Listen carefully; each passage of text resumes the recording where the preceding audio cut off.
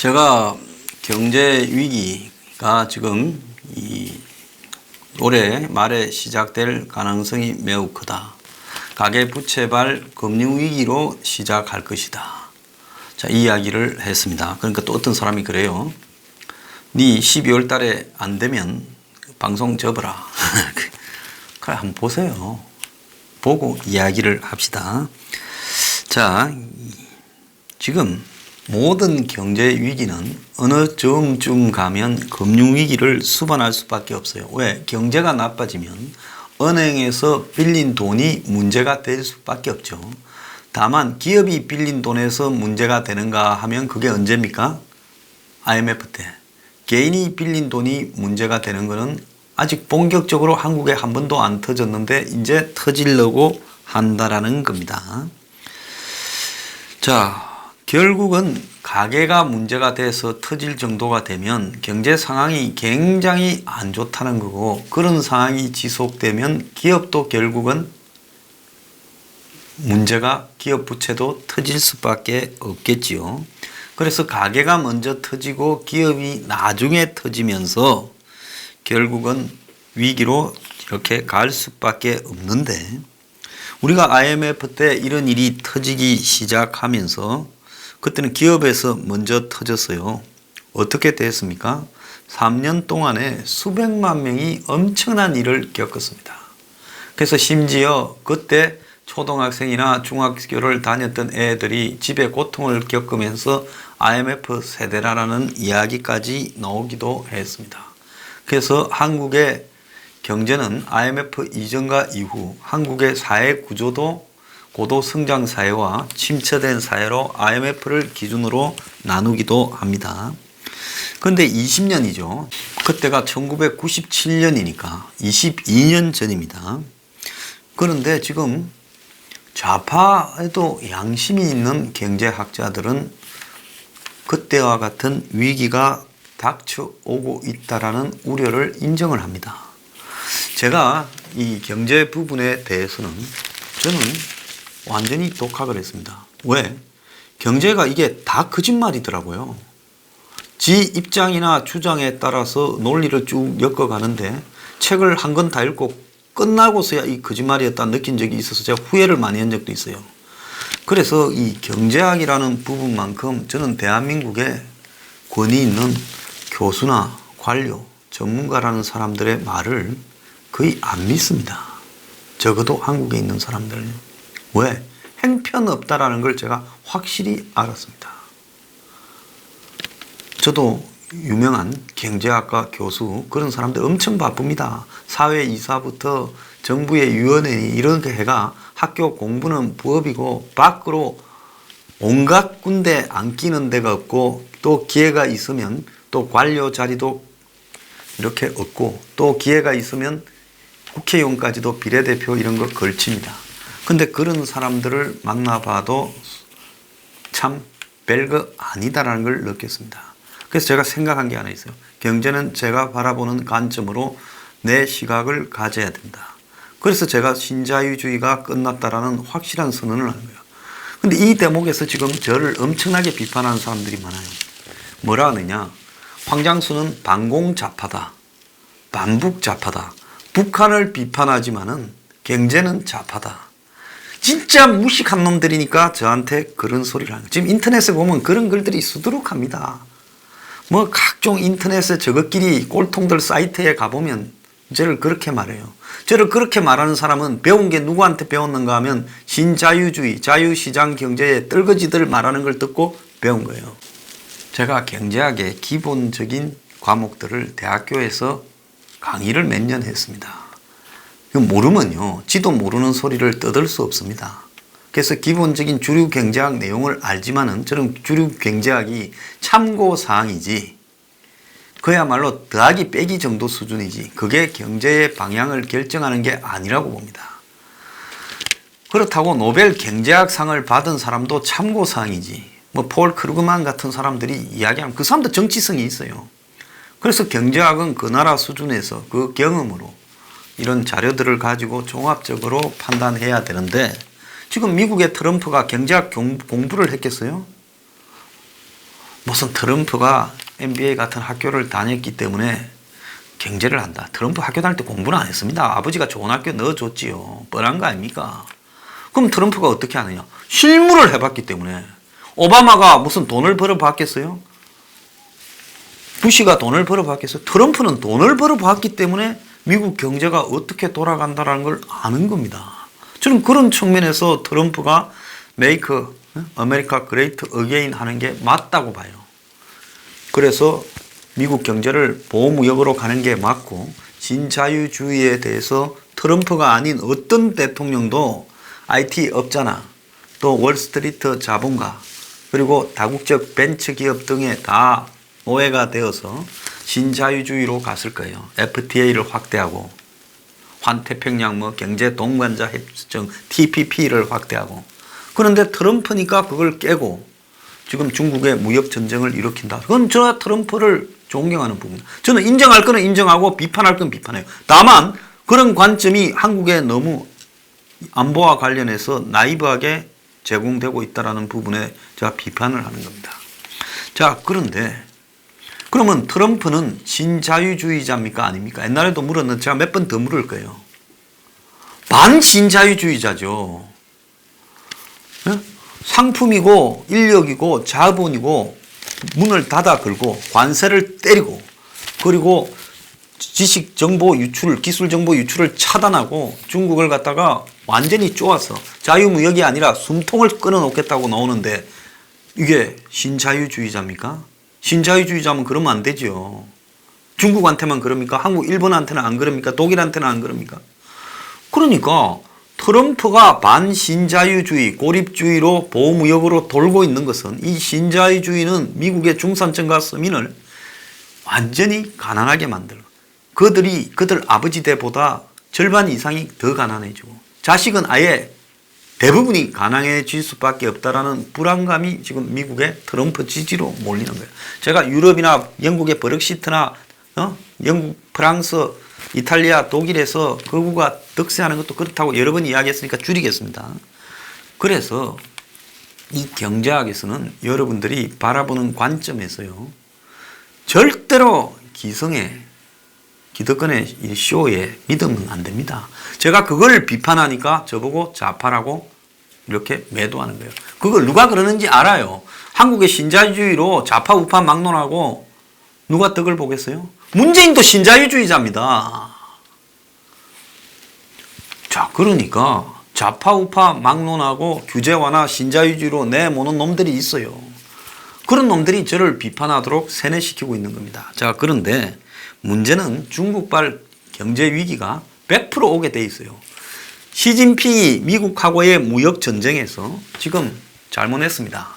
이야기를 하고 나 요선까지만 좀 봐주라. 앞으로 잘할게 하고 중국에다가는 내부적으로 우리가 우리를 너무 오버했다. 중국몽이고 개같은 소리 하지 말고 앞으로 미국 건들지 말고 좌우간 우리 경제가 안 무너지도록 굉장히 어렵다. 그래서 우리가 이번에는 숙여야 된다. 이렇게 좀 쪽팔림을 감수하고 정리하면 될 건데 저게 맞붙자 하고 내부에서 미국에 투항하자는 놈을 색출하자고 이짓거리 하고 있고 홍콩 건드리고 대만 건드리고 자빠졌어요. 그러니까 홍콩 난리 나고 대만도 지금 득실득실 하지 않습니까? 그러니까 결국 저 미련한 곰탱이 같은 인간이 중국 경제를 미국 경제하고 장기전으로 붙어서 개박살이 나는 상황으로 몰고 갈 거라고 봅니다. 자, 그러면 중국발 금융위기가 조만간에 옵니다.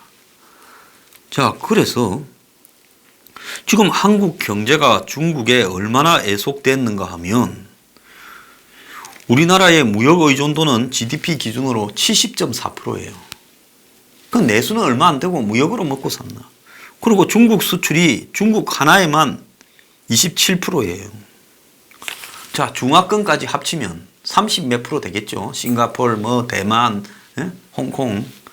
자, 이런데 한국에 지금 수출이 위주인 경상수지가 적자가 났다라는 것은 한국같이 무역으로 먹고 사는 나라에서 먹고 사는 부분에 거들이 나고 있다라는 게 이제 시작됐다는 걸 의미하는 겁니다.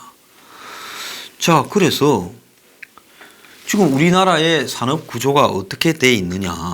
대기업이 있고 대기업의 하청 협력사가 있고 그 협력사도 1, 2, 3차 이래서 중소기업까지 쭉 이렇게 연간 계열화되어 있는데 자 거기에 제일 앞단에 있는 반도체, 석유화학, 자동차, 철강 이런 것이 전부 동시다발로 부진해지고 있어요. 조선도 마찬가지고요. 그러니까 조선업이 지금 하루아침에 가면서 대우조선하고 지금 현대중공업하고 합병한다고 난리 지랄을 떨고 있는 거 아닙니까? 조선이 경기가 회복되기는 뭐가 회복돼? 작년에 뭐 그래 샀죠. 그래 봤자 최악보다 낫지만은 그것이 조선업을 살아나게 하기는 턱없이 부족하다는 겁니다. 그래서 이제 한국의 조선사는 한두 개 남겨놓고는 제가 볼 때 구조조정해서 인수합병하는 게 맞다 봅니다. 그뿐만 아니라 이제 반도체, 석유, 자동차까지 다 나빠지면 하청 기업들이 이제 연쇄적으로 문을 닫고 도산하고 있어요. 이게 지금 제조업이 급격하게 고용 인원이 감소하고 있다는 게 통계적으로 나오고 있지 않습니까? 그래서 지금 실업 증가는 앞으로 갈수록 더 심해질 겁니다. 자, 그런데 이런 경제 위기가 온다 하면 이제는 경제가 위기가 아니면 다 일자리를 통해서 돈을 벌고 또 주식을 통해서도 벌고 집값이 올라가서 좀 벌어서 빚을 갚을 수 있어요. 자, 자영업자도 빚이 많고 또 부동산도 빚이 많아요. 1600조에 가까운 가계부채의 절반쯤은 자영업자 생계, 절반쯤은 부동산인데 자, 여기서 자영업자가 망해서 빚을 못 갚지요. 자, 경제가 나빠지니 집값이 아무리 발버둥을 쳐도요. 이제 이것은 그야말로 20년 불황이 오면서 일본식의 집값은 모르겠습니다. 툭 갑자기 떨어지지는 않겠지만은 이제 여러분들이 기대하는 수준의 집값이 있는 시대는 끝나간다는 겁니다. 지금까지 막장에 오지 않았기 때문에 중간에 몇 번 튀었죠. 자, 2007년 이후에 집값이 떨어지기 시작해서 박근혜 이명박 정부 내내 어렵다가 박근혜 말기부터 문재인 되면서 광풍이 또 잠깐 이랬죠. 마지막 베껴 먹는 겁니다. 자, 그래서 이제 부동산에 담보로 대출한 사람들은 전부 아마 집을 팔아서 이득을 보려고 빚을 내서 집을 샀을 건데 집값이 오르지 않으니 이제 깡통주택이 되어가는 겁니다. 그래서 이들이 전부 이제 폭탄이 돼서 터질 가능성이 점점 커지고 있어요. 자, 빚을 내서 집을 샀는데 이자 부담을 감수할 수가 없고 원리금도 갚을 수가 없어서 그런데 집은 계속 지금 시중에 공급될 것이고 이제 어디서 도대체 누가 무슨 돈으로 집을 사겠어요? 오를 가능성이 없는데 그리고 살 수 있는 사람도 없어요. 자, 이 위기를 어떻게 감당할 거냐는 겁니다. 경제가 성장해야 돈을 벌어서 집도 사고요. 또 돈을 벌어서 자영업도 막 이렇게 하고 은행에서 돈을 더 빌리고 하는데 이제 이 두 가지 축이 무너지고 있는데 기업도 말할 것도 없이요. 그래서 3축이 공동으로 무너지고 있어요. 기업, 자영업자, 그리고 부동산 담보대출. 그런데 이런 상황에서 지금 미국이나 일본 경제가 호황이다. 그거 믿지 마세요. 미국 경제가 호황인데 미국의 연준의 위원장이 지금 8, 9월에 금리를 낮춘다고 합니까? 자, 지금 그동안에 경제가 불황이 아니다고 하던 한국은행 총재가 금리 인상으로 급선회했다고 지금 입장을 밝혔습니다.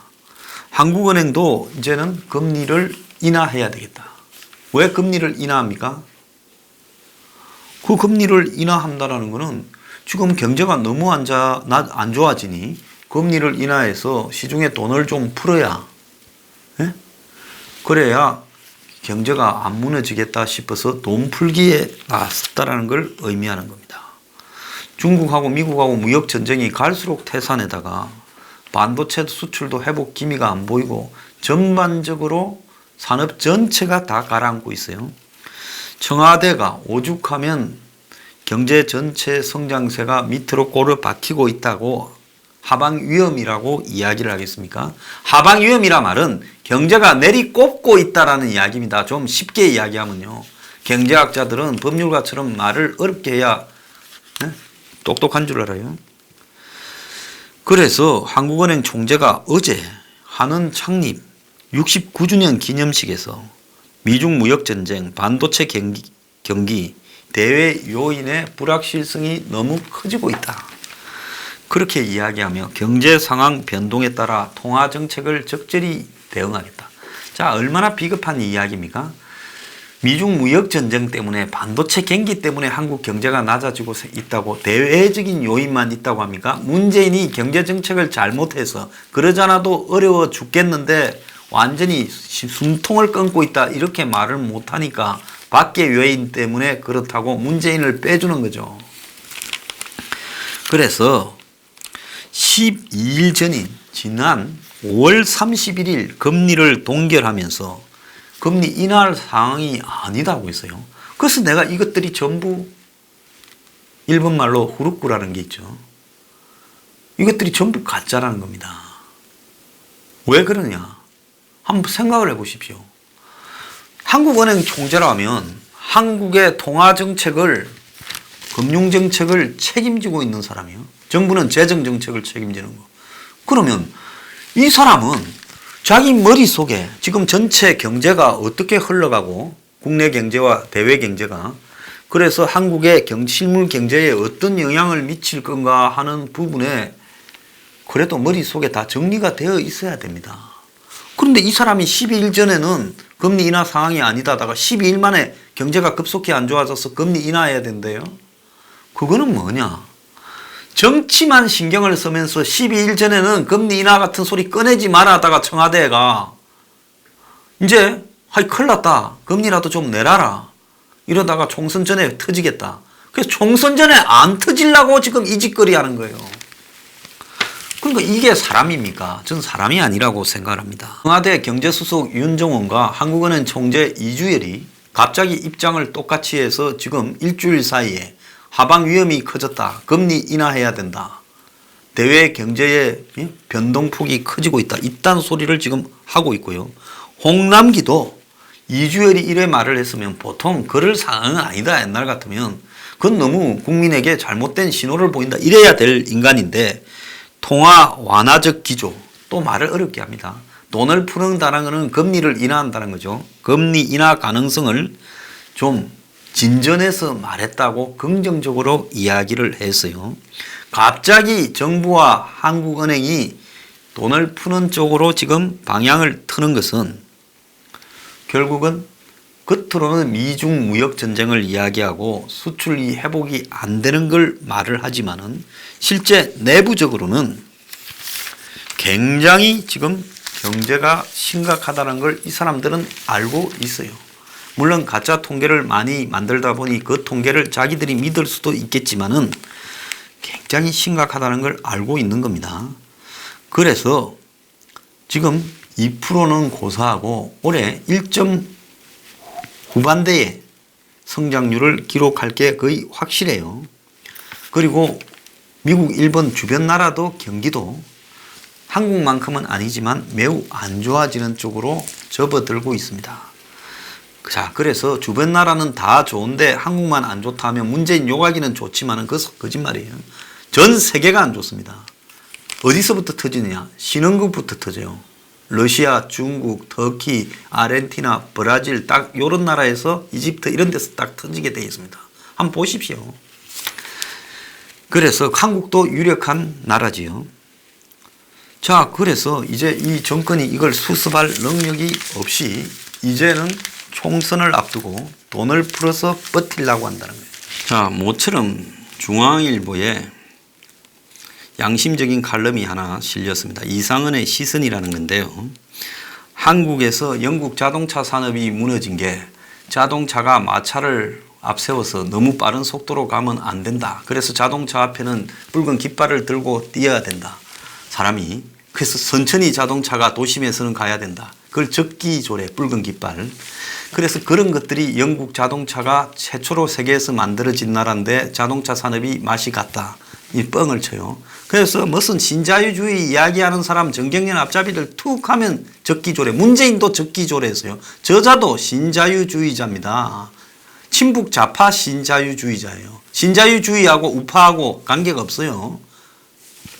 그런데 이게 아무런 관계가 없는 거짓말이라는 이야기입니다. 자동차는 007 주인공 제임스 본드가 타고 다니는 에스틴 마틴 딱 한 개만 있어요. 나머지는 다 넘어갔죠. 폭스바겐, BMW, 타다 등에 다 넘어갔어요. 우리가 제규어도 인도차예요, 저거.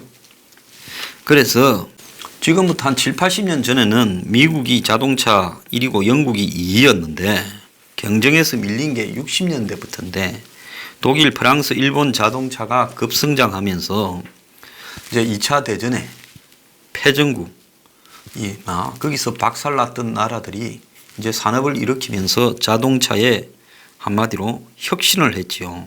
근데 영국에서는 자동차 회사가 일본에는 도요타부터 뭐 닛산, 혼다 이렇게 뭐 미쓰비시 등 해서 한 7, 8개지만 큰 건 한 3개밖에 없죠.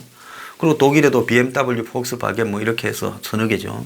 그런데 영국에는 자동차 회사가 수십 개가 있어 작은 거라. 자, 이런 상태에서 전부 인수합병을 해서 경쟁력을 키우려고 하지 않고 다 그냥 굴러간 거예요. 그러다 보니 이제 안 되니까 인수합병을 하고 국유화하려 했는데 이미 혁신에서 기술에서 밀려가지고 다 자빠지는 모양새가 됐는데 이걸 적기조례 때문에 그렇다. 자, 이렇게 말하는 게 거짓말이라고. 또 지금 공유경제라 해서 타다, 택시, 카카오, 카풀 같은 거 이야기를 하지 않습니까? 그래서 타다를 공유경제의 대표 사례로 말하는 것이 옳지 않다 하고 이 기자가 썼어요. 저는 굉장히 훌륭한 사람이라고 봅니다. 이런 양심적인 제가 하던 말을 이 중앙일보의 논설위원이 한다라는 것은 그건 아주 훌륭한 사람이에요. 그래서 누가 뭘 공유한다라는 거예요? 공유경제? 그렇지 않습니까? 타다를 같이 가져요? 나도 타다의 주인이고 여러분들도 타다의 주인입니까? 웃기는 소리죠. 우리가 택시 타면 택시를 공유하는 거예요? 그냥 지나가다가 있는 거 타는 거죠. 근데 지나가다가 있는 거 타는 게 요즘은 뭐 전화로 그 다음에 앱으로 하는 게 그게 뭔 공유예요? 그래서 우버 아이디어가 집에 세워둔 차로 다른 사람을 이동 서비스를 제공하고 돈을 받는다. 그래서 세워놓느니 이제 움직여서 돈을 번다라는 건데 근데 우버 영업을 위해 차를 사는 사람도 있고 또 본래 아이디어대로 노는 차를 다른 사람하고 공유한다면 공유 경제겠지만은 근데 우버도 솔직히 말하면 이 사업을 하려고 차를 샀다 하면 그게 무슨 공유입니까? 그냥 자가용 영업이죠. 우버 하는 사람 중에 그냥 내가 차가 서 있는 동안에 내가 그 차를 운전해서 남을 태워줍니까? 그럼 나는 일이 없이 이것만 합니까? 집에서 놀다가 아니잖아. 나도 직장이 있고 일을 해야 되잖아요. 그러면 차는 또 딴 사람이 갖고 가서 합니까? 차가 움직입니까? 무인으로? 아니잖아요. 그게 공유경제가 우버도 아니에요. 사기치지 말아세요.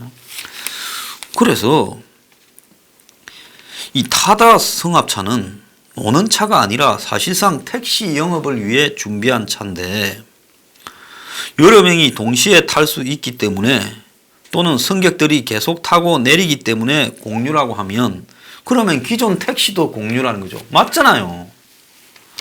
그래서 타다를 공유에 넣는 것은 사기다라고 이야기를 합니다. 제가 이야기할 때는 제보고 막 가끔씩 보면 댓글에 길게 달아갖고 황 소장은 무식해서 자, 처음엔 좀 칭찬합니다. 정치는 좀 아는 것 같은데 이게 경제를 영 모른다. 니 언제 돈 벌어봤냐부터 별별 소리가. 제가 20몇 년 전에 벤처 기업을 했습니다. 정치적인 이유로 망했지만요. 그런 소리 하지 마세요.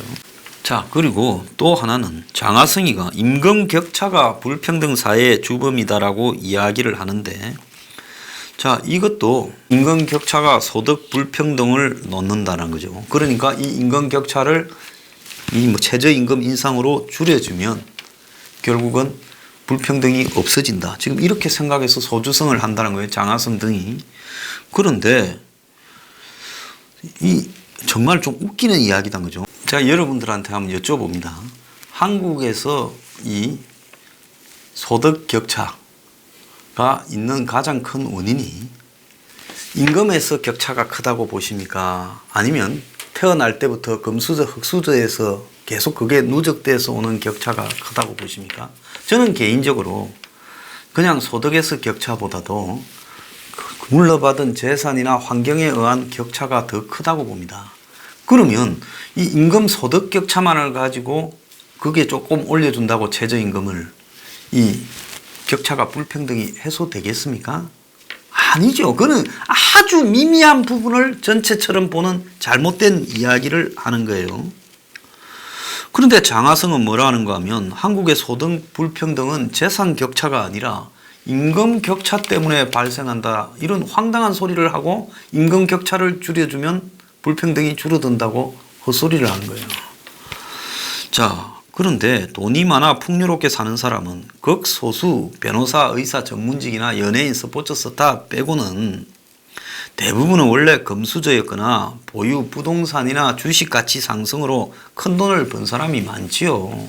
자, 강남에 가서 잘 사는 젊은 사람들 보세요. 그 부모를 조사해 보면 90% 이상이 다 잘 사는 사람이고 할아버지 때도 잘 사는 사람입니다.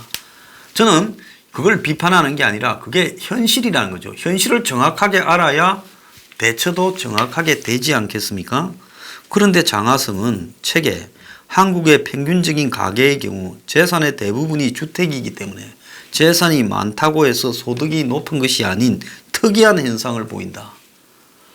그러면 건물주가 건물 하나 갖고 있으면 4, 5층짜리, 자, 그 층마다 두세 칸씩 돈을 받으면 그 돈 다 어디 가고, 고소득 임대사업자 오피스텔을 갖다가 열 몇 개, 20몇 개씩 가진 국회의원도 있잖아요. 그 사람은 다 어디 가고, 그 다음에 주식이니 펀드에서 돈 많이 벌은 고액 배당자는 다 어디 가는, 좀 웃기는 이야기인 겁니다. 정준호 강원대 부동산학과 교수 분석에 따르면 최근 수년간 한국에서는 가처분 소득 격차 지수는 줄어들고, 이 소득 격차 중에서 가처분 소득이라는 것은 내가 벌어서 은행에 뭐 이자나 또 공과금을 내고 실제로 쓸 수 있는 소득의 격차는, 돈을 내가 버는 것은 줄어들었다는 거예요. 그 격차는.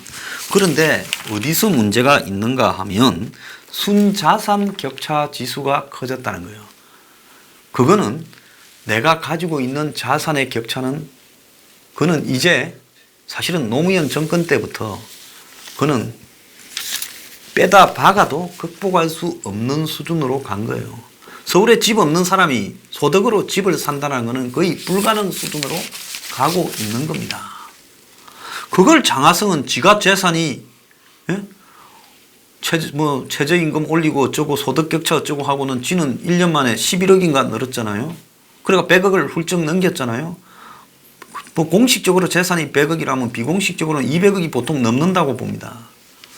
자, 그러면 저 사람의 저런 재산 증가 부분은 지를 변명하기 위한 수단이지 않겠습니까? 장하성의 말대로 모두가 비슷한, 크게 차이 안 나는 임금만 받으면 사회 불평등이, 지금 자산에 기초한 불평등이, 즉 부동산이나 주식이나 물려받은 돈 이런 것 때문에, 이런 것에 기인한 불평등이 해소된다는 말이에요? 해소 안 되지요. 한국 사람을 한 100명 뽑아가지고, 예? 상하 중 해서 그 사람들의 부모의 계급과 그 이전의 할아버지의 계급까지를 거슬러 올라가 보세요. 그걸 뛰어넘은 사람이 몇 명 있는가? 정말 웃기는 사람들이에요. 그래서 이런 시민들을 현혹하는 무비판적인 주장이 입에서 입으로 흘러다니면서 결국은 지금 거짓말을 가지고 대중을 현혹시킨다는 거예요. 자, 수많은 사람들이 적기조례를 말합니다. 네, 이거 이렇게 말하면 안 된다고 얼마나 이야기했어요? 타다가 공유경제 제가 비판했잖아요. 자, 장하성이 지금 임금격차 때문에 불평등이 생겨요. 아주 웃기고 자빠졌습니다. 제가 이 이상은 논설위원은 올해 들어서 신문에 쓴 글 중에 가장 정직한 말을 했다고 제가 이야기를 하는 겁니다. 대중들 대부분이요, 솔직히 말하면 경제학의 경자도 이해 잘 못하는 수준의 분들이, 사실은 경제학을 잘하는 게 비정상입니다. 그런 분들이 이런 선동 이야기를 듣고 신자유주의를 언급하고 자유시장 경제를 언급하면서 저를 좌파라고 떠들고 자빠졌어요. 제가 어디 뭐 DC 인사이드나 일베 이런 데 보면 저를 보고 그러고 자빠진 아들을 보면 제가 정말 참 너네들은 틀어보면 부자라서 그 할 일 없이 지금 밤에 이런 짓거리를 하고 있나라고 연민을 느낄 때가 많습니다. 그들은 아마 자산 격차의 하층에 속한 사람이 대부분일 거예요. 그런데 그들은 말을 뭔 소리를 하느냐. 예? 신자유주의를 찬양하고 저를 자파라는 거예요. 그러니까 없는 사람이 자신의 없는 원인을 부정을 하는 거예요. 있는 사람 편에 서서. 제가 계급 대결을 가지고자 하는 게 아니라 적어도 현상은 똑바로 보고 그래서 제가 국가적 주택 공급 주자는 거 아닙니다. 사는데 싸게 팔고 거품을 빼자는 거예요. 그리고 전문성을 가지고 싸게 팔고 그리고 돈을 조금만 가지고도 미리 집을 취하고 그래서 집에 들어가는 비용을 줄이면서 살아가면서 갚게 하고 이런 부분들을 해야 대한민국이 살 수 있다. 그리고 사교육도 줄이고 그리고 독과점이나 이런 부분도 줄여서 국민의 생활 비용을 낮춰줘야지. 임금은 올리는데 한국 사회는 이제 더 이상 못 올립니다. 여러분들의 자녀들이 살 때는요 250만 원 받으면 다행인 시대가 될 거예요. 그런 시대에서 살아가는 방법은 비용을 줄이는 거죠. 자, 이런 부분이 이 사태를 바라보는 철학이 똑바로 서야 생기는 겁니다. 제발 거짓말하는 놈들한테 속지 마세요. 이 중앙일보라면요 한국의 대표적인 재벌신문 아닙니까? 거기서 그래도 양심적인 사람이 이렇게 칼럼을 거짓말을 썼으면 실어주겠어요? 자, 그래서 제 말도 좀 믿으세요.